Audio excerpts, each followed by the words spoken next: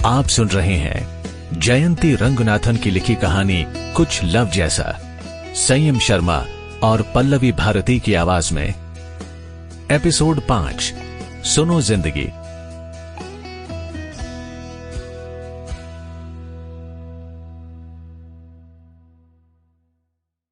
आव्या की चीख सुनकर सब बालकनी से भागते हुए कमरे में आए। आव्या दरवाजे के बाहर खड़ी थी, कांप रही थी। नैना ने दौड़कर उसे गले लगा लिया। आव्या, आव्या तुम ठीक तो हो ना बच्ची? कौन था? क्या किया उसने तुम्हारे साथ? हाँ? आव्या ने कुछ नहीं कहा, बस नैना से लिपटकर रोने लगी।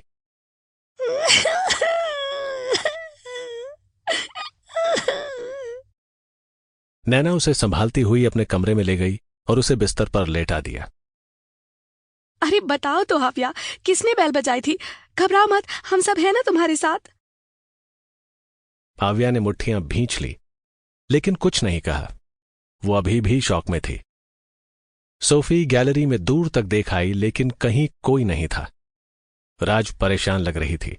नैना के कमरे से बाहर निकलते ही राज उसके पास आई। वो बहुत दुखी थी। मैंने कहा था ना, कोई नहीं था दरवाजे पर। आव्या ने खुद कॉलिंग बेल दबाई होगी।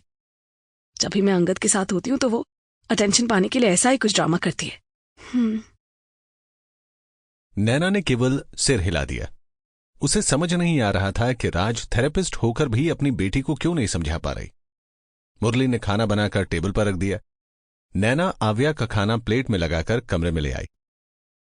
आव्या ने धीरे से सिर हिलाकर खाने से मना कर दिया। बच्ची कुछ तो खा लो, तुम बेकार में टेंशन ले रही हो। तुम्हारी मम्मी तुम्हें बहुत प्यार करती हैं। हम सब तुम्हें बहुत चाहते हैं। अच्छा, तुम्हारे लिए कुछ और लेकर आऊं? Cold coffee? आव्या चुप रही। उसकी आंखों में गुस्सा भरा था। नैना उसके लिए कोल्ड कॉफी बनाकर ले आई। 2 घूंट पीने के बाद आव्या ने ग्लास नैना को पकड़ा दिया। राजेश्वरी कमरे में आ गई। नैना के पास जाकर धीरे से बोली, लिसन, अंगद हैज लेफ्ट। मैं आव्या को लेकर घर जा रही हूं, तुम लोग एंजॉय करो। राजेश्वरी आव्या और रूमी को लेकर चली गई। उनके पीछे मुरली भी निकल गया। रात को देर तक नैना और सोफी बालकनी में बैठे रहे। उन दोनों के पास भी कहने सुनने के लिए कुछ नहीं था।